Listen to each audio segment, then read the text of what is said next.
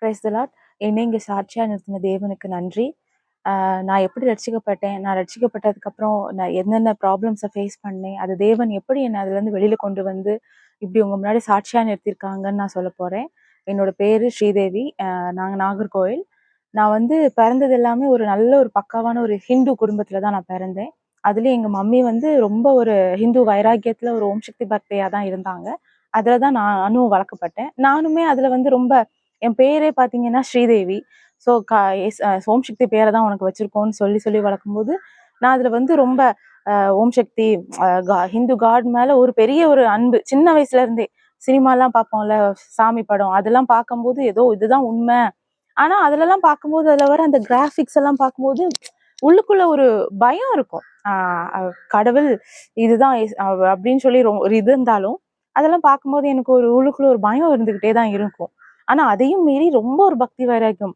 சாமி ரூம் எல்லாம் எங்க வீட்டுல பெருசா இருக்கும். ஒரு பெரிய ரூமே சாமி ரூம் தான். நிறைய போட்டோஸ் எல்லாமே இருக்கும். அதுல கிளீன் பண்றதுக்கு நான் தான் முதல்ல நிப்பேன். விளக்குல பொட்டு வைக்கிறது நான் தான் வைப்பேன்னு மம்மி கிட்ட சண்டை போடுவேன். சின்ன பிள்ளை நீ பண்ணக்கூடாதுமாங்க, ஆனா நான் தான் பண்ணுவேன்னு மம்மி கிட்ட ரொம்ப இது பண்ணி சாமி ரூமை துடைக்கிறது அதெல்லாம் பண்ணுவேன். அப்படி இருக்கும்போது இந்த ஸ்கூல் டைம் ஒரு 5th படிக்கும்போது நானு 2, 3 ஃப்ரெண்ட்ஸ் உண்டு எனக்கு. அவங்கலாம் சேர்ந்து எங்க ஸ்கூல்ல இருந்து வீட்டுக்கு வர கொஞ்ச தூரத்துல ஒரு கோயில் கட்டிக்கிட்டு இருந்தாங்க. ஓம் சக்தி கோயில் ரொம்ப பெருசா. ஃபுல்லா நாங்க எல்லாரும் அங்கதான் ஸ்கூல் முடிஞ்சு டைரக்டா அங்க போயிட்டு நீல் டவுன் பண்ணியே விளக்கு கொளுத்துறது, அந்த கிளீன் பண்றது, துடைக்கிறது, உள்ள போய் விளக்கு போடுறது, அந்த ஸ்டாச்சுஸ் மேக் பண்ணும்போது கூடயே இருந்து பாக்குறது. ஏதோ எனக்கும் எங்களுக்குள்ள நாங்க தான் அங்க எல்லாம் அப்படின்ற மாதிரியான ஒரு அந்த ஒரு பக்தி ரொம்ப பிடிக்கும். சாமிக்கு எல்லாம் பண்றது. உண்மையாவே எனக்கு சினிமாவில் பாக்குற மாதிரி சாமி வந்து திடுப்புன்னு வந்துருவாங்க அந்த மாதிரி ஒரு எண்ணம். ஆனா அந்த உள்ளுக்குள்ள பாத்தீங்கன்னா அந்த 5 தலை நாகம், அந்த ஸ்டாச்சூஸ் எல்லாம் மேக் பண்ணும்போது ஒரு பயங்கரமா பயம் இருக்கும். அப்போ அந்த ஊர்ல வந்து அந்த கோவில் திறக்க போறாங்க. அந்த மெயின் கர்ப்ப கிரகத்துல வைக்கிற அந்த சிலையை வந்து செஞ்சு இங்க இருந்து கொண்டு வந்துட்டு இருந்தாங்க. என் ஃப்ரெண்டோட அப்பா தான் கூடாளி வந்துட்டு இருந்தாங்க. அப்ப பார்த்தா அந்த கண்ணை கெட்டி தான் எடுத்துட்டு வருவாங்க. கண்ணை திறந்ததுனால அவங்க அதை பார்த்துட்டாங்க. அதனால வர வழியிலே அவங்க இறந்துட்டாங்க. எங்களுக்கெல்லாம் ரொம்ப ஆச்சரியம். ஐயோ அப்படின்னு பார்த்தப்போ அந்த ஸ்டாச்சுவை பார்த்துட்டாங்க கண்ணு, அதனாலதான் அவங்க இறந்துட்டாங்கன்ட்டாங்க. எனக்கு எவ்வளவுதான் அன்பு இருந்தாலும் இந்த விஷயத்த கேட்டு ஒரு பயங்கர பயம். கொண்டு வந்து ஒரு தொட்டி கட்டி தண்ணிக்குள்ள அந்த ஸ்டாச்சுவை போட்டு வச்சுட்டாங்க. என் ஃப்ரெண்ட்ஸ் எல்லாம் டெய்லி அது போய் எட்டி எட்டி பார்ப்பாங்க. நான் எட்டுவேன்னு தவிர கண்ண மூடியுமே பார்க்க மாட்டேன். அவ்வளோ பயம். இங்கன்னு இல்ல, பொதுவா எங்க டாடி கூடயோ மத்தவங்க யார் கூடயும் நான் கோவிலுக்கு போனாலுமே அந்த உள்ள இருக்கிற கருவறைன்னு சொல்லுவாங்கல்ல, அங்க கோயில்ல இருக்கிற அந்த சிலைய பாக்குறதுக்கான தைரியம் எனக்கு இருக்காது. அதே மாதிரி பாம்பு ஸ்டாச்சுஸ் எல்லாம் இருக்கும் சுத்தி. அதுகிட்ட எல்லாம் போகும்போது ஏதோ எனக்கு உயிரே என் கையில இருக்காது. பயங்கரமா பயப்படுவேன். ஆனாலும் நான் கும்பிடுவேன். அந்த ஒரு பாதுகாப்பு என்ன சொல்றது, நான் அவங்களதான் கும்பிட போறேன். ஆனா அவங்க கிட்ட எனக்கு பாதுகாப்பு இருக்கு அப்படின்ற எண்ணமே எனக்கு இருக்காது. சாமி கும்பிடுறேன். ஆனா அந்த பாம்பு என்ன கொத்திரும், திடீர்னு 5 தலை நாகம் வெளியில வந்துரும்ன்ற அளவுக்கு பயங்கரமான ஒரு பயம் எனக்கு எப்பவுமே இருக்கும். அப்படியே போய்கிட்டு இருந்துச்சு. 5th முடிச்சு ஏசப்பா பக்திமானை தமக்கென்று தெரிந்து கொள்வாங்கன்னு சொல்ற மாதிரி ஒரு கிறிஸ்டியன் ஸ்கூல்ல என் ஃப்ரெண்டு, நானும் என் ஃப்ரெண்டு ஜெனிஷான்னு ஒருத்தவங்க வந்து அவங்க அம்மா வந்து சின்ன வயசுல இருந்தே நிறைய ஏசப்பா பத்தி எங்களுக்கு சொல்லுவாங்க. எனக்கு பிடிக்கும். ஆனா அவங்கள ஒரு கடவுளா நான் என்னால இது நினைக்கவே இல்லை நானு. 6th போனதுக்கு அப்புறம் பாத்தீங்கன்னா நானும் ஜெனிஷாவும் சின்ன வயசுல எவ்வளவோ சண்டை போடுவோம். அதுவும் மத கலவரம் மாதிரியே இருக்கும். ஏன்னா அவ கிறிஸ்டின், நான் ஹிந்துனால ஒரு மழை வந்துச்சுன்னா அவ ஏசப்பா தான் அந்த மழையை அனுப்புனாங்கம்பா. இல்ல நான் ஓம் சக்தி தான் அனுப்புனாங்கன்னு பயங்கரமா நாங்க ரெண்டு பேரும் சண்டை போட்டு பேசாமலாம் இருந்திருக்கோம்.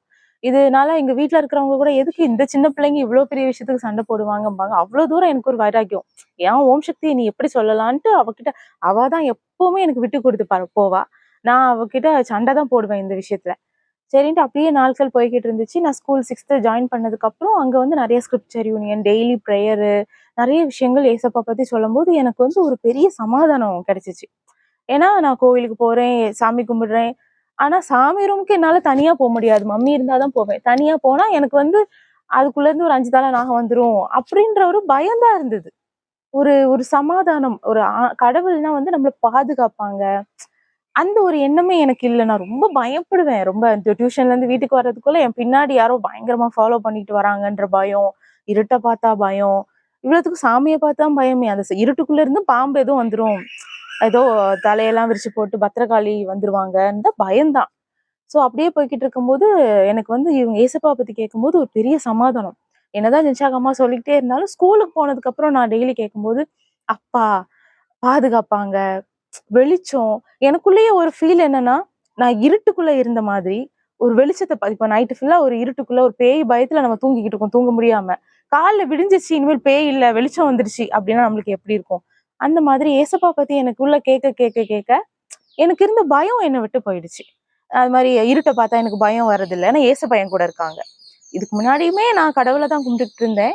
ஆனா வேற ஒண்ணு, அது வந்து எனக்கு பயத்தை தான் கொடுத்த மாதிரி இருந்தது. ஆனா ஏசப்பா கும்பிட ஆரம்பிச்சதுக்கு அப்புறம் வெளிச்சம் வந்துருச்சு. இருட்ட பார்த்து நான் இன்னைக்கு வரைக்கும் 12 மணி ஆகட்டும், நான் வேலை பார்க்குற டைம்ல, ஹாஸ்டல்ல இருந்த டைம்ல கூட நைட்டெல்லாம் ஐயோ மொட்டை மாடியில தனியா இருக்காதும்பாங்க. ஆனா தனியா இருந்து துணியெல்லாம் துவைச்சு போடுவேன். ஏன்னா எனக்கு பயமே கிடையாது.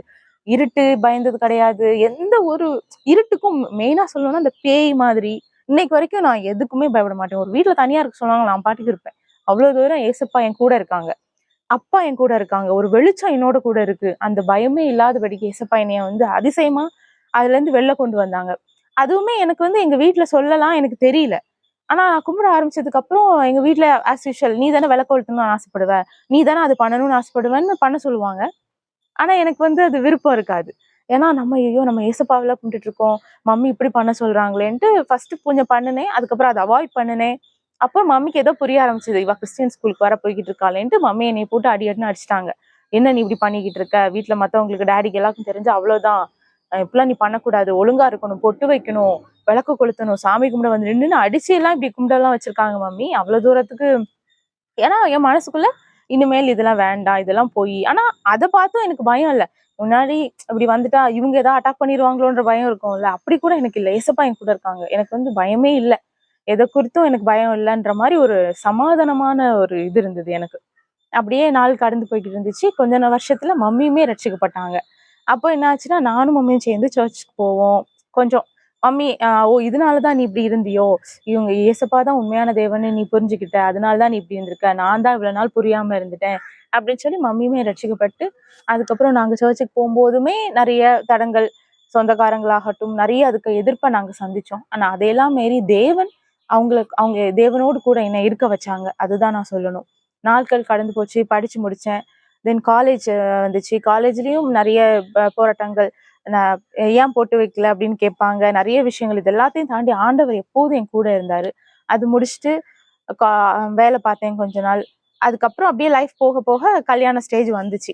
கல்யாண ஸ்டேஜ் வந்துச்சுன்னா, எனக்கு கல்யாணத்த பத்தி ஆனா எங்க கேஸ்ட் பொறுத்தவரைக்கும் கிறிஸ்டியன்ஸே கிடையாது அப்படின்ற எண்ணத்துல தான் நாங்க இருந்தோம். அதனால எனக்கு வந்து கிறிஸ்டியன் பையன பார்ப்பாங்க, கல்யாணம் பண்ணணும். இல்ல நான் ஏசப்பா கிட்ட கூட நான் அப்படி பிரேயர் பண்ணல. எங்க அம்மா பண்ணிட்டு இருந்திருக்காங்க. எங்க அம்மா வந்து ஃபர்ஸ்ட் கொஞ்சம் வளர்ந்து நான் காலேஜ் முடிக்கும்போது எல்லாரும் மம்மிய வந்து கேள்வி கேட்க ஆரம்பிச்சுட்டாங்க. நீ இப்படி அவளையும் கூட்டிட்டு சர்ச்சுக்கு போற, அவளுக்கு கல்யாணமே ஆகாது. நீ வேணா எழுதி வச்சுக்கோ. அவ கல்யாணம் கழியாம அப்படியே இருக்க போறா. கடைசியில சிஸ்டர் ஆக்கி விட போறியான்ற அளவுக்கு எல்லாரும் கிண்டல் பேச ஆரம்பிச்சு மம்மிய ஹர்ட் பண்ண ஆரம்பிச்சுட்டாங்க. மம்மி அப்போ எனக்காக ஒரு லெட்டர்ல எழுதி, ஏசப்பா எனக்கு கல்யாணத்த பத்தி உங்களோட பையன் தான் இந்த வீட்டுக்கு வரணும்ன்ட்டு மடிச்சு பைபிள்ல வச்சு தினமும் பிரேயர் பண்ணிருக்காங்க. எனக்கு இந்த விஷயமே தெரியாது. நாள் போக போக ஆனாலும் என்னதான் பிரேயர் பண்ணாலும் மம்மிக்குள்ளேயும் ஒரு அவிசுவாசம் இருந்துட்டு இருந்தது. ஏன்னா எங்க சொந்தத்துல தான் கல்யாணம் பார்ப்பாங்க. அதுல வந்து ஒரு கிறிஸ்டியன் பையனா கிடைக்கவே கிடைக்காதுன்னு தான் நாங்க எல்லாரும் நினைச்சிட்டு இருந்தோம். ஒரு ஜனவரி சாரி 2019 இருக்கும். அப்போ ஒரு பிப்ரவரி மாசம். அப்போ ஜனவரி மாசமே நானும் மம்மியும் பேசிட்டேன். இல்ல மம்மி நான் ஞானஸ்தானம் எடுக்க போறேன் அப்படின்னு சொன்னேன். இப்போ மம்மி சொன்னாங்க, இல்ல ஞானஸ்தானம்லாம் வேண்டாம். ஏன்னா உனக்கு ஹிந்து பையனை தான் பார்ப்பாங்க. அதனால நீ அங்க போயிட்டு விளக்கு கொளுத்த வேண்டியது சூழ்நிலைகள் இருக்கும். அதனால ஞானஸ்தானம் வேண்டாம் அப்படின்னாங்க. நான் சொன்னேன், ஆண்டவர் எது என் வாழ்க்கையில நடக்கணும்னு இருக்கோ அது நடக்கும். அதனால நான் ஆண்டவர் தான் எனக்கு ஃபர்ஸ்ட் முக்கியம். அதனால நான் ஞானஸ்தானம் ஃபர்ஸ்ட் எடுத்துறேன். அதுக்கப்புறம் உள்ளது 2வது பார்த்துக்கலான்ட்டு நாங்க ஞானஸ்தானம் எடுத்துட்டோம். அதுவும் எடுக்கிறதுக்கு ஜான்வரியில எடுக்கிறதுக்கு ஒரு டேட் ஃபிக்ஸ் பண்ணியிருந்தோம். பார்த்தா அன்னைக்கு மம்மிக்கு பயங்கரமான உடம்பு சரியில்லாம ஐசியூல அட்மிட் பண்ற அளவுக்கு போயிடுச்சு. அது ஒரு பெரிய தடங்கல் மாதிரி எங்களுக்கு தெரிஞ்சுது. சரின்ட்டு பிப்ரவரி 2 நான் ஞானஸ்தானம் ஏசப்பா என்னை எடுக்க கிருபை செஞ்சாங்க.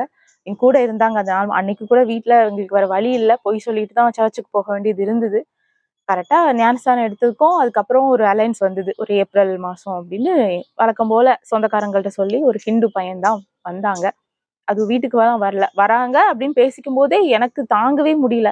ஏசப்பா நான் எப்படி ஒரு ஹிந்துவ கல்யாணம் பண்ணி நான் என்ன பண்ண போறேன்ட்டு எங்க வீட்ல எங்க அக்காங்களுக்குலாம் ரொம்ப சந்தோஷம். சரி என்னதான் கிறிஸ்டியன் சர்ச்சுக்குன்னு போய்க்கிட்டு இருந்தாலும் நம்மள மாரி நம்ம இதுல வந்துருவான்ட்டு அவங்களுக்கும் ஒரு சந்தோஷம் தான்.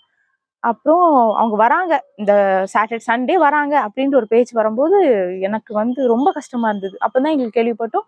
அவங்க அம்மா சாமி ஆடுவாங்களாம். அந்த மாதிரிலாம் கேள்விப்படும்போது, ஐயோ! சாமி ஆடுறவங்க வீட்டுக்கு போய் நான் என்ன பண்ண போறேன்ட்டு எனக்கு ஒரே ஷாக். அப்போ மம்மி கிட்ட சொல்லிட்டேன், மம்மி நான் சர்ச்சுக்கு போவேன்னு சொல்லாதீங்க, சர்ச்சுக்கு மட்டும்தான் போவேன்னு சொல்லுங்கன்னு சொன்னதும் மம்மியும் சொல்லிட்டாங்க. அப்புறம் அவங்க வீட்ல ஐயோ சர்ச்சுக்கும் போய்க்குவாங்க அப்படின்னா பரவாயில்ல, பட் எங்க ஃபேமிலிக்கு இப்படி ஒரு பொண்ணு செட் ஆகாது, வேண்டாம் அப்படின்ட்டாங்க. அது எங்களுக்கு ரொம்ப சந்தோஷம் அப்பாடின்னு. ஆனா மம்மிக்கு அது ஒரு பெரிய கவலை. எங்க அப்பாக்காகட்டும் சுத்தி இருக்கிறவங்களுக்கும் இப்படி வர்றவங்கள வேண்டான்னு சொல்லிட்டு அவ எப்படி கல்யாணம் பண்ணிட்டு போக முடியும் அப்படின்ற மாதிரி ரொம்ப பேசினாங்க. கண்டிப்பா அவளுக்கு கல்யாணம் நடக்கிறது ரொம்ப கஷ்டம் அப்படின்னு. அந்த மாதிரி ஒரு சூழ்நிலை தேவன் வந்து ஒண்ணும் இல்லாத விஷயத்த கூட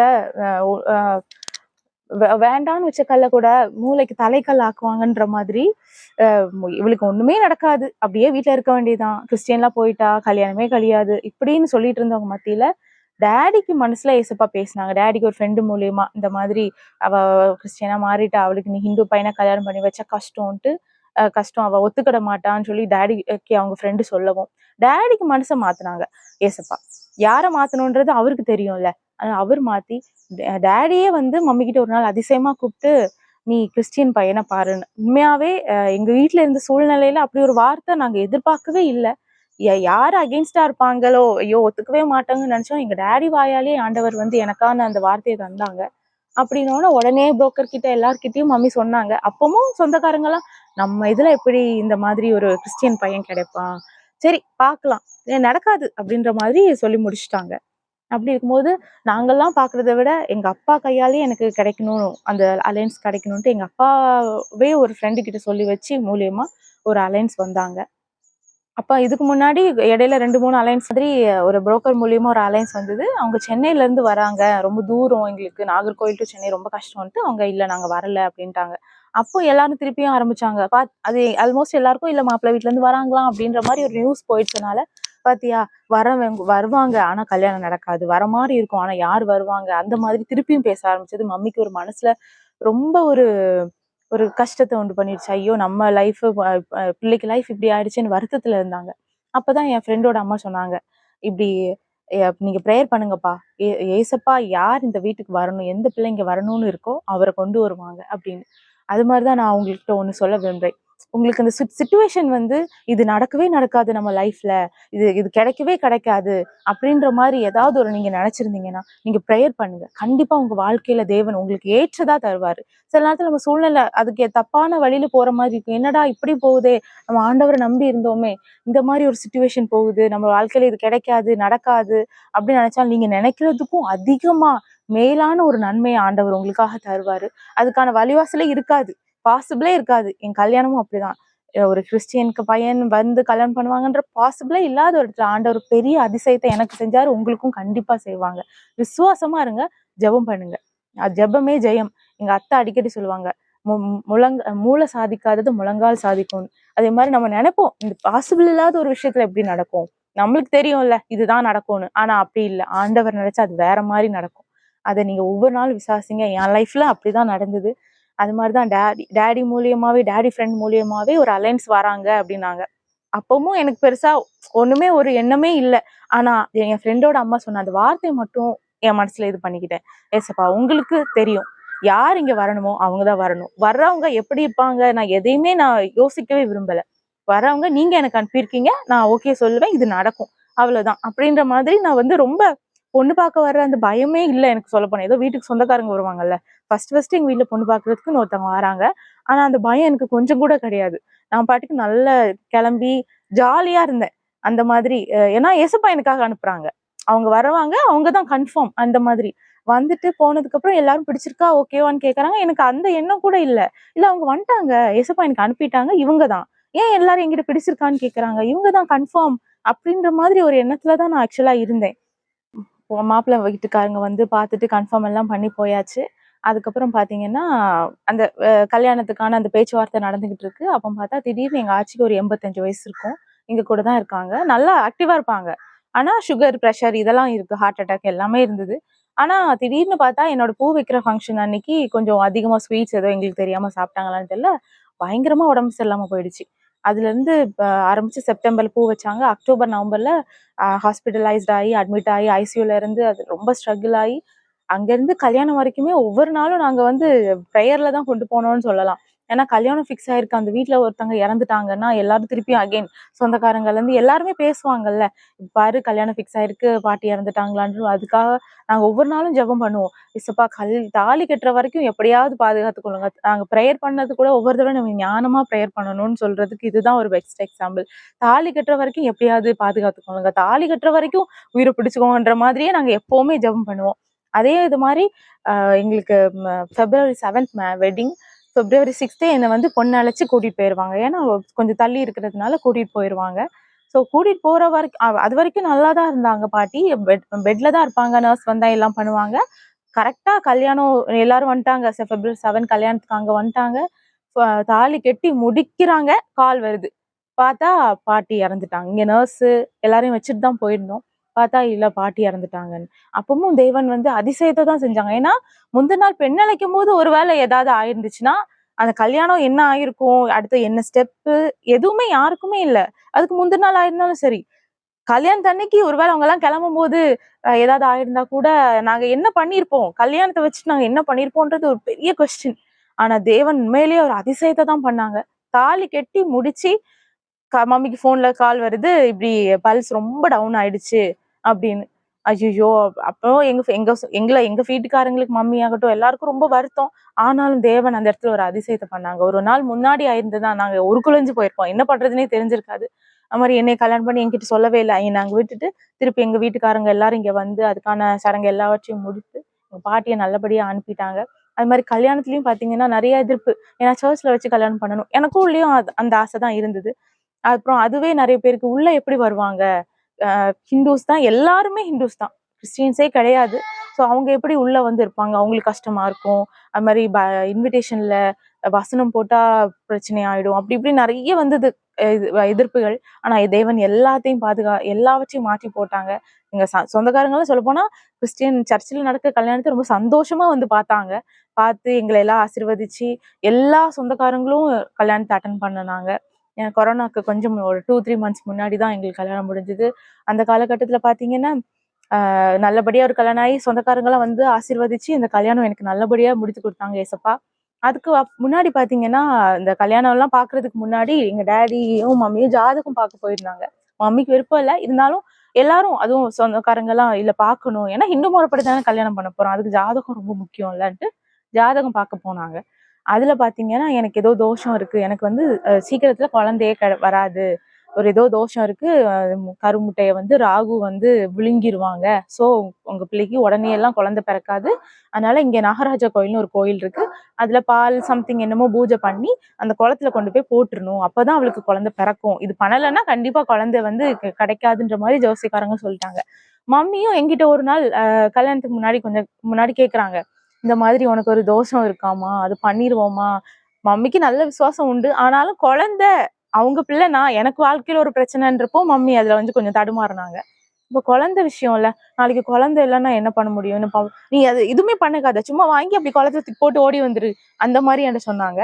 அப்போ வந்து இல்ல, ஏசப்பா தரதுன்னா குழந்தை தரட்டும், எனக்கு அப்படி ஒரு குழந்தைவே வேண்டாம், ஏசப்பா தராங்களா எனக்கு அதுதான் வேணும், சும்மா இப்படி எல்லாம் பண்ணி எனக்கு தேவையே இல்லை அப்படின்ட்டு நான் அதை பெருசாவே நினைக்கல. ஆனாலும் கல்யாணம் ஃபிக்ஸ் ஆனிட்டு கல்யாணத்துக்கு டேட் வரைக்கும் பாத்தீங்கன்னா நம்ம ஊர்ல தான் ஃபுல்லா ஃபெர்டிலிட்டி சென்டர், நான் திரும்புற இடமெல்லாம் ஃபெர்டிலிட்டி சென்டரா இருக்கும். அது பார்க்கும்போது உள்ளுக்குள்ள ரொம்ப ஒரு பயமா இருந்தது. ஐயோ, நம்மளுக்கு வேற இப்படி சொல்லியிருக்காங்க, ஃபுல்லா ஃபெர்டிலிட்டி சென்டரா தான் நம்ம கண்ணில் படுதுன்ட்டு உள்ளுக்குள்ள அந்த வார்த்தையை நான் பெருசா நம்பாட்டாலும் ஒரு வேலை எதுவும் ஆகிருமோன்ற ஒரு பயம் உள்ளுக்குள்ள இருந்துட்டு தான் இருந்தது. அதனால அப்படியே போச்சு. அப்புறம் என் சொந்தக்காரங்க கூட ஒருத்தவங்க ஜோசியம் பாக்குறேன் சும்மா வீட்டுக்கு வந்த நேரத்துல கையை பார்த்துட்டு, ஆமா உனக்கு எல்லாம் ஓகே தான், கல்யாணம் எல்லாம் வரப்போகுது, ஆனா குழந்தை வந்து உனக்கு உடனே எல்லாம் வராது, லேட் ஆகும் அப்படின்னாங்க. எனக்கு அந்த ரொம்ப கஷ்டமா இருந்தது, என்ன இப்படி சொல்லிட்டாங்களேன்னு. ஆஃப்டர் மேரேஜ் பாத்தீங்கன்னா ஒரு நாள் பிப்ரவரியில கல்யாணம் ஆச்சு, மார்ச்ல இருந்து லாக்டவுன் போட்டாங்க. அப்புறம் மோகன் சிலாஸ்டர்ஸ் மீட்டிங் ஃப்ரைடே சாட்டர்டே சண்டே 3 நாள் போடுவாங்க. நானு எங்க கசின் அண்ணிங்களோட குழந்தைங்க எல்லாம் எப்பவுமே அந்த மீட்டிங் உட்காந்துருப்போம், பட் ரொம்ப விளையாடிக்கிட்டே இருப்போம். ஆனா அன்னைக்கு ஒரு நாள் நான் ரொம்ப சின்சியரா உட்காந்துருந்தேன், ஷால்லாம் தள்ள போட்டு டைரிலாம் உட்காந்து பைபிள்லாம் உட்காந்து இருந்து ரொம்ப சின்சியரா நான் மோகன் சிலாஸ்டர்ஸ் மீட்டிங் அட்டன் பண்ணினேன். அப்போ அவங்க ஒரு வார்த்தை சொன்னாங்க, கர்ப்பத்தை தடை பண்ணுகிற பொல்லாத சர்ப்பத்தின் ஆவியை இப்பொழுதே கடிந்து போடுகிறேன்னு சொல்லும் போது எனக்குள்ள அப்படி ஒரு சந்தோஷம் சொல்ல போனா. ஏசப்பா எனக்கு இந்த பிரச்சனை தானே இருக்குன்னு ஜோசியக்காரங்க சொன்னாங்க, அப்போ எனக்காக தான் இந்த ப்ரேயர்ன்ட்டு நான் உண்மையா அன்னைக்கு ஃபுல்லா ப்ரேயர் அட்டன் பண்ணி வயிற்றுல கை வச்சு, கல்யாணம் ஆகி 1 மாசம் தான் ஆச்சு, இருந்தாலும் நான் வயிற்றுல கை வச்சு உண்மையா நான் ஜெபம் பண்ணினேன். ஜெபம் பண்ணிட்டு எனக்கு ஒரு ஒரு சமாதானம் கிடைச்சிச்சு. ஓகே, எனக்கு இந்த பிரச்சனை சரி ஆயிடுச்சு, எனக்கு ஆல்ரெடி ஏதோ பிரச்சனை இருந்திருக்கு, அது வந்து ஏசப்பா எனக்கு சரி பண்ணி தந்துட்டாங்கன்னு ஒரு முழு சந்தோஷத்தோட இருந்தேன். கரெக்டா அதுல இருந்து பாத்தீங்கன்னா நெக்ஸ்ட் மந்தே நான் கன்சீவ் ஆயிட்டேன். கல்யாணம் ஆனா குழந்தையே பிறக்காது, லேட் ஆகும்னு சொன்னவங்க மத்தியில வெறும் 2 மாசத்துல நான் கன்சீவ் ஆனேன். நல்லபடியா அதுக்கப்புறம் ப்ராப்பரா பிரெக்னன்சி இந்த டைம் ஃபுல்லா தேவன் எங்க கூட இருந்தாரு. நல்ல டெலிவரி ஆக நார்மல் டெலிவரியை கட்டளையிட்டாங்க ஏசப்பா. நல்லபடியா குழந்தை பிறந்தது. இந்த மாதிரி உங்க வாழ்க்கையிலயும் நிறைய சூழ்நிலைகள் இருக்கலாம். மெடிக்கல் ரிப்போர்ட்ஸ் இருக்கலாம். இந்த மாதிரி யாராவது ஒருத்தவங்க உங்களுக்கு இது நடக்காது, உங்களுக்கு இது கிடைக்காது அப்படின்ற மாதிரி உங்களுக்கு அவிசுவாசமான வார்த்தைகளால் உங்களுக்கு கஷ்டப்படுத்தலாம். நீங்க ஒருத்தரை மட்டும் நோக்கி பாருங்க, தேவனை மட்டும்.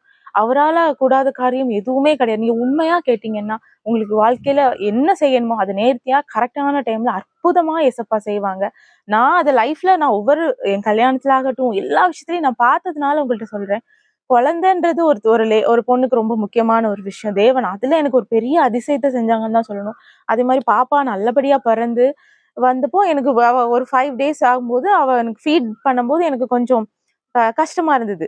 அப்ப யூசுவலா நான் என்ன பார்த்தேன், கொஞ்சம் நம்ம யூடியூப் எல்லாம் பார்க்கும்போது என்ன பார்த்தேன்னா, டங் டை இருக்கிற குழந்தைங்களுக்கு வந்து ஃபீட் பண்றதுக்கு கஷ்டமா இருக்கும். டங் டைனா ஒண்ணும் இல்ல, இந்த நாக்கு 2 கொஞ்சம் கீழே ஒட்டி இருக்கும்பாங்க. அந்த குழந்தைங்க வந்து சரியா பால் குடிக்க கஷ்டப்படுவாங்க. பேசவே மாட்டாங்க. சில குழந்தைங்க ரொம்ப டிலே ஆகும் பேசுறதுக்கு. சில பேருக்கு வார்த்தை கரெக்டா வராது. அந்த மாதிரி ஒரு சூழ்நிலை இருந்துச்சு. என் ஃப்ரெண்டுக்கு ஒருத்தங்களுக்கு இந்த மாதிரி நான் கேள்விப்பட்டதுனால, என் பாப்பா வாய பார்த்துட்டு நான் ரொம்ப பயந்துட்டேன். தூங்கவே இல்ல 2 நாள். ஏசப்பா, ஏசப்பா என்னப்பா இப்படியா? எனக்கும் கொஞ்சம் வலி இருந்தது ஃபீட் பண்ணும்போதுன்றதுனால நான் கன்ஃபார்மே பண்ணிட்டேன் இதுதான்ட்டு. நான் ரொம்ப புலம்பினேன் அம்மா கிட்டலாம். மம்மி அப்படிலாம் ஒண்ணும் இருக்காது. ஏசப்பா ஒரு நாளும் உன்னைய வந்து வெட்கப்படுத்த மாட்டாங்க. தேவன் உனக்கு அதிசயத்தப்பா பண்ணுவாங்க. ஒரு நாளும் இப்படியெல்லாம் வெட்கப்படுத்தவே மாட்டாங்க. நீ பயப்படாதன்னு மம்மி சொல்லிக்கிட்டே இருந்தாங்க. ஆனாலும் திருப்பி 5வது நாள் ஸ்கிரீனிங் டெஸ்ட்டுக்காக பாப்பா பிறந்து 5வது நாள் ஹாஸ்பிட்டல் கொண்டு போகும்போது டாக்டர்கிட்ட கேட்டுட்டேன். இந்த மாதிரி அவளுக்கு டங் டை இருக்கிற மாதிரி எனக்கு ஒரு டவுட் இருக்குன்னு. அவங்க டெஸ்ட் பண்ணிட்டு ஆமா இருக்கு அப்படின்ட்டாங்க. எனக்கு ரொம்ப கஷ்டமாயிருச்சு. பட் நீ பயப்படாதீங்க, சர்ஜரி பண்ணி சரி பண்ணிக்கலாம். ஒரு 1 1/2 வயசு ஆகட்டும்னாங்க. சரின்னு நாட்கள் அப்படியே போச்சு. அதுக்கப்புறம் ஒரு வயசு ஆகும்போது அவளுக்கு கோல்டு வந்தது. அப்பவும் ஒரு ஹாஸ்பிட்டலுக்கு கூட்டிட்டு போய் காமிக்கும்போது அவங்க கிட்ட நான் திருப்பி ஏன்னா 1 வயசு ஆயிடுச்சு. சர்ஜரி எதுவும் பண்ணணுமோ அப்படின்னு சொல்லிட்டு அந்த டாக்டர் கிட்ட கேட்டேன். அவங்களும் டெஸ்ட் பண்ணி பார்த்துட்டு அதுக்கப்புறம் இடையிலயுமே ஒரு செக்கப்புக்கு போகும்போது வேக்சின் போட்ட ரெகுலர் டாக்டர் கிட்ட கேட்டோம். அவங்களும் டெஸ்ட் பண்ணி பார்த்துட்டு ஆமா இவளுக்கு டங் டை இருக்குன்னாங்க. 3வது ஒரு டாக்டர்கிட்ட கேட்டேன். 3வது டாக்டரும் செக் பண்ணி பார்த்துட்டு ஆமா இவளுக்கு டங் டை இருக்கு. ஒரு 1 1/2 வயசு ஆகட்டும். பேச ஆரம்பிக்கும் போது நம்ம வந்து அதோட எவ்வளவு சிவியரா அது இருக்குன்னு பார்த்துட்டு சர்ஜரி பண்ணிக்கலாம்னாங்க. ஆனா இன்னைக்கு வரைக்கும் சொல்றேன், அவளை 1 வயசுல 2 மாசத்துல இருந்தே அம்மா அம்மான்னு தான் அழுவா. 1 வயசுலயே அவ்வளோ அழகா பேசுவா, பாடுவா. இப்போ 3 வயசு அவளுக்கு பாப்பாக்கு ஆகுது. அவ்ளோ அருமையா பேசுவா, பயங்கரமா பேசுவா. எவ்ளோ பெரிய லென்த்தி டயலாக் கூட பேசுவா, பாட்டு பாடுவா. அந்த டங் டைய வந்து ஒண்ணுமே இல்லாம ஆக்கிட்டாங்க. 3 டாக்டர்ஸ் பார்த்து செக் பண்ணி கன்ஃபார்ம் பண்ண ஒரு டங் டைன்ற விஷயம். அந் அந்த வார்த்தை கூட அவ்ளோ தெளிவா, நிதானம் ரொம்ப அழகா பேசுவா. தேவன் அவ லைஃப்ல செஞ்ச அதிசயம் வேற எந்த குழந்தைங்களுக்கும் செஞ்சிருப்பாங்களான்ற அளவுக்கு அவ லைஃப்ல ஒரு பெரிய அதிசயத்த செஞ்சிருக்காங்க. அது மட்டும் இல்லாம ஒரு 3 வயசு ஆகுது. இந்த 3 வயசுக்குள்ள அவ 3 ஆக்சிடென்ட்ஸ ஃபேஸ் பண்ணியிருக்கா. ஃபர்ஸ்ட் பாத்தீங்கன்னா ஒரு பெரிய ஆக்சிடென்ட். நானும், மம்மி, பாப்பா எல்லாரும் ஒரு வயசு பர்த்டே முடிஞ்சு ஒரு 8வது நாள் ஈவினிங் ஷாப்பிங் போயிட்டு ஆட்டோல தான் ரொம்ப வருஷமா நாங்க எல்லாத்துக்கும் டிராவல் பண்ணுவோம். போயிட்டு நாகர்கோயில்ல தான் போயிட்டு வந்துகிட்டு இருக்கும்போது ஒரு முன்னாடி போயிட்டு இருந்த கார் சடனா நின்னு எங்க ஆட்டோ இடிச்சு அப்படியே ஆட்டோ கவுந்துருச்சு. என் கையில தான் ஆட்டோவே இருக்கு. பாப்பா என் கால் நடுவுல இருக்கா. அவ்வளவு நேரம் பக்கத்துல இருந்த பாப்பா நான் இறங்கி நிக்கிறேன்றது அடம் பிடிச்சு கீழே நின்னா. அப்படியே நான் ஸ்கர்ட் போட்டிருந்தனால அதுக்குள்ள அப்படியே ஃபோல்ட் அப் ஆயிட்டா. ஆட்டோவே சரிஞ்சுது. எல்லாரும் ஐயையோ உள்ள ஒரு குழந்தை இருக்குன்னு ரொம்ப பயந்துட்டாங்க. அந்த தேவன் வந்து அவ அவ கால் தரையில படாதபடிக்கு அவளை பாதுகாத்தாங்க. அவ வயித்துல இருக்கும்போது எனக்கு ஒரு வசனம் கொடுத்தாங்க. என் கை அவன் மேல் உறுதியாய்க்கும், என் புயம் அவளை பலப்படுத்தும்னு. சங்கீதம் 89:21 இருக்கும் அந்த வசனம். நான் ஒவ்வொரு நாளும் அதை சொல்லிதான் அவளுக்கு ஜெபம் பண்ணுவேன். உண்மையிலேயே நீங்க ஒரு வசனம் உங்களுக்கு ஆண்டவர் தராரு, ஒரு வாக்குத்தத்தத்தை தராருன்னா நீங்க அதை உண்மையா பற்றி பிடிச்சுக்கோங்க. ஏன்னா அது வந்து சும்மா ஒரு வேர்ட் கிடையாது. யாரோ ஒருத்தவங்க நீ நல்லா இரு அப்படின்ட்டு போற மாதிரி கிடையாது. அந்த வார்த்தை உண்மையா இருக்கும். அது வந்து லைஃப் லாங் உங்க கூட இருக்கும். அதை வச்சு நீங்க உண்மையா ஜெபிச்சுட்டே இருங்க. அது தாங்கும் உங்களை. அது மாதிரிதான் என் பாப்பாக்கும் அவ கையோ காலோ ஒரு தூசில படல. அப்படியே நான் அவளை அப்படி என் ஆட்டோ தூக்கி என் கையை ரிலீஸ் பண்ணதும் அவளை தூக்கி இன்னொருத்தவங்க கையில கொடுக்குறேன். எல்லாரும் பாப்பாக்கு என்னாச்சுன்னு தான் கேட்டாங்க. ஆனா அவளுக்கு ஒரு சின்ன காயம் கூட இல்ல. அது முடிஞ்சு அவ வளர்ந்து ஸ்கூலுக்கு கூட்டிட்டு போகும்போது எனக்கு பைக் எல்லாம் ஓட்ட தெரியாது, அப்பதான் பழகுனேன். ரொம்ப ஸ்லோவா தான் போய்கிட்டு இருப்பேன். அப்போ பாத்தீங்கன்னா நான் கொஞ்சம் தடுமாறுன மாதிரி இருந்துச்சுன்னு ஒரு ஓரமா போய் நிறுத்திட்டேன். பின்னாடி வந்துகிட்டு இருந்தவங்க வேற ஏதோ ஷாப் எதையோ பார்த்துட்டு வந்து என்னை இடிச்சிட்டாங்க. இடிக்க போறாங்கன்னு எனக்கு தெரியும். நான் ஸ்ட்ராங் பிடிச்சி ஏசப்பா அப்படின்னு சொல்லி நின்னேன். இந்த மாதிரி பின்னாடி வந்து இடிச்சு அவங்க தான் விழுந்தாங்களே தவிர நாங்க விழவோ எங்களுக்கு ஒரு ஒரு ஒரு ஜெர்க்கு கூட ஆகல. அந்த அளவுக்கு தேவன் எங்களை பாதுகாத்தார். ஏன்னா அவங்க ஒரு ஆம்பளை வந்து இடிக்கிறாங்க, ஸ்ட்ராங்கா பெரிய வண்டி, நான் சாதாரண ஒரு வண்டி தான் வச்சிருந்தேன். ஆனாலும் தேவன் அப்பமும் அவ கால் கீழே படாமலையோ எல்லாத்தையும் பாதுகாத்தாங்க. டெய்லி ஒரு இடத்துக்கு நீங்க போறீங்க, பைக்ல போறீங்கன்னா நல்ல ஜெபம் பண்ணிட்டு கிளம்புங்க. ஆண்டவரோட பாதுகாப்பு உங்க கூட இருக்கும். ஏதாவது நடக்கிற மாதிரி இருந்தாலுமே தேவன் உங்களை பாதுகாத்துப்பாங்க. சோ நீங்க வெளியில போகும்போது ஒவ்வொரு நேரமும் ஆண்டவரோட வார்த்தையை சொல்லி ஜெபம் பண்ணிட்டு வெளியில கிளம்புங்க. தேவன் உங்களை பாதுகாப்பாங்க. அதே மாதிரி அதுல இருந்து ஒரு கரெக்டா ஒரு டூ மந்த்ஸ் இருக்கும். காலையில நானும் என் ஹஸ்பண்ட் உட்காந்து ப்ரேயர் பண்ணிக்கிட்டு இருந்தோம். அவளை ஸ்கூல்ல விட்டுட்டு சரின்ட்டு ப்ரேயர் பண்ணிட்டு இருக்கும்போது திடீர்னு என் ஹஸ்பண்ட் சொன்னாங்க, எனக்கு வந்து ப்ரேயர்ல வந்து ஏதோ ஒரு அனிமல்ஸோட ஒரு மாதிரி வாய் மாதிரி என் முன்னாடி ப்ரேயர்ல எனக்கு வந்துட்டே இருக்குன்னு. நாங்க இது என்ன இது புதுசா இருக்கு அப்படியா? ஆனா இவங்க சொன்னாங்க, நான் வந்து அதை நினைச்சு நான் ஜெபம் பண்ணிக்கிட்டே இருந்தேன். அப்படியே அது மங்கி போன மாதிரி இருந்ததுன்னு. எனக்கு இது புது எக்ஸ்பீரியன்ஸா தான் இருந்தது. இது என்ன இது வரைக்கும் எனக்கு இப்படி கேள்விப்பட்டதே இல்லை. நானு ப்ரேயர் பண்ணிக்கிட்டு இருக்கும்போது எனக்கு அது வந்துட்டே இருந்தது. நான் ப்ரேயர் பண்ணேன்னாங்க சரின்னு நாங்க விட்டுட்டோம். ஈவினிங் நாங்கெல்லாம் ஷாப்பிங் போயிட்டு அதே மாதிரி வந்துட்டு இருந்தோம். ஒரு பெரிய மாடு ரோட்ல எல்லாம் அவுத்து விட்டுருப்பாங்கல்ல, அது இன்னொரு பைக்கை இடிச்சிட்டு பறந்து வந்து எங்க பைக் மேல இடிச்சுது. நாங்க ஸ்லோவா தான் வந்துட்டு இருந்தோம் நார்மல் ஸ்பீட்ல. வந்து இடிச்சதுல பாத்தீங்கன்னா நான் டபுக்கடின்னு கீழே பின்னாடி தான் உட்காந்துருந்தேன். அது வரைக்கும் பாப்பா ஃப்ரண்ட்ல தான் நின்றுட்டு இருந்தவ. அவ சொன்னா இல்ல நான் அம்மா கிட்ட போறேன்ட்டு பின்னாடி வந்து உட்காந்துருந்தா எனக்கு நடுவுல. பார்த்தா நான் ரோட்ல விழுந்துட்டேன். அப்பவும் உடனே ஐயோ பிள்ளைன்னு பார்த்தா அவ கால் கூட தரையில படல. அவ பைக்ல அவங்க அப்பாவை பிடிச்சிட்டு அழகா உட்கார்ந்துருக்கா. அப்பவும் பாத்தீங்கன்னா தேவன் அதிசயமாய் பாதுகாத்தாங்க. அவ கால் வந்து தரையில படாதபடிக்கு அவளை பாதுகாத்தாங்க. அவங்க உள்ளங்கையில அவளை ஏந்தி பாதுகாத்தாங்க. அப்பவும் அவளுக்கு ஒரு சின்ன ஸ்கிராட்ச் கூட இல்ல. வந்த உடனே அவ சொன்னா, ஏசப்பா என்னைய பாதுகாத்துட்டாங்கம்மா, எனக்கு ஒண்ணும் ஆகலன்னு அவளே சொன்னா. எங்களுக்கு அதெல்லாம் ஒரு பெரிய சாட்சி. இம்மட்டும் பாப்பா லைஃப்ல ஆகட்டும், எங்க லைஃப்ல ஆகட்டும், அநேக அதிசயங்களை ஏசப்பா செஞ்சுட்டு வராங்க. உண்மையா தேவனை நீங்க நம்புனீங்க, விசுவாசிச்சீங்கன்னா ஜெபத்தோட ஒவ்வொரு நாளும் நீங்க தொடங்குங்க. உங்களுக்கு எந்த பிரச்சனையும் வராது. இந்த லைஃப்ல நம்மளுக்கு இது என்ன எப்படி நடக்குமோ இந்த மாதிரி சூழ்நிலையில நம்ம கலங்கி போயிருந்திருக்கலாம். ஆனா தேவன் நினைச்சா எல்லாமே நம்மளோட திங்கிங்ஸ்க்கு மேல எல்லாமே அற்புதமா உங்க லைஃப்ல நடக்கும். திருமண காரியத்துல எல்லாரும் உனக்கு கல்யாணமே நடக்காது அப்படின்னாங்க. அது மாதிரி நான் வந்து இல்ல தேவனுக்கு முதலிடம் கொடுப்போம். கல்யாணத்தை பத்தி அதெல்லாம் ரெண்டாவது. மனுஷ காரியங்கள், உலக பிரகாரமான காரியங்கள் எல்லாமே ரெண்டாவது. தேவனுக்கு முதலிடம் கொடுப்போம்ட்டு நான் February 2 ஞானஸ்நானம் எடுத்தேன். அடுத்த February 2 எனக்கு சர்ச்ல பேங்க்ஸ் வாசிச்சாங்க. 7th கல்யாணம். ஒரே வருஷம். அப்படியே ஒரு வருஷத்துல கரெக்டான ஒரு கல்யாண வயசு தாண்டி போயிரும்லாம் சொன்னாங்க. ஆனா கரெக்டான வயசுல எனக்கு இது கல்யாணம் நடந்துச்சு. அதே மாதிரி குழந்தையே பிறக்காது, லேட் ஆகும், அகைன் பரிகாரங்கள் பண்ணாதான் உனக்கு கல்யாணம் குழந்தை அப்படின்னாங்க. தேவன் தருவாருன்னு நான் விசுவாசிச்சேன். எந்த பரிகாரங்களும் எனக்கு தேவையில்லை, தேவன் இருக்காருன்னு நான் விசுவாசிச்சேன். என்னோட பரிகாரி அவருன்னு விசுவாசிச்சேன். அதே மாதிரி 2 மாசம் கன்சீவ் ஆனேன். February 7 கல்யாணம், December 31 அதே வருஷம் December 31 பாப்பா அழகா பிறந்தா. தேவனை நம்புங்க. உங்க வாழ்க்கையில இது நடக்காது, இது முடியாதுன்னு 1000 பேர் சொல்லலாம். அவங்க சுத்தி இருக்கிறவங்க யார் சொன்னாலும் சரி, தேவன் ஒருத்தர் போதும் இது எல்லாத்தையும் மாற்றி உங்களுக்கான லைஃப், உங்களுக்கான விஷயத்த உங்களுக்கு தர்றதுக்கு. நீங்க விசுவாசிங்க, ஜெபம் பண்ணுங்க. அவர் தர வாக்குத்தத்தத்தை வச்சு நீங்க ஜெபம் பண்ணுங்க. கண்டிப்பா அது உங்க வாழ்க்கையில ஒரு பெரிய அதிசயத்தை பண்ணும். இந்த மாதிரி சூழ்நிலையில இருக்கிற ஒவ்வொருத்தருக்கும் என்னோட சாட்சி உங்களுக்கு பிரயோஜனமா இருக்கும்.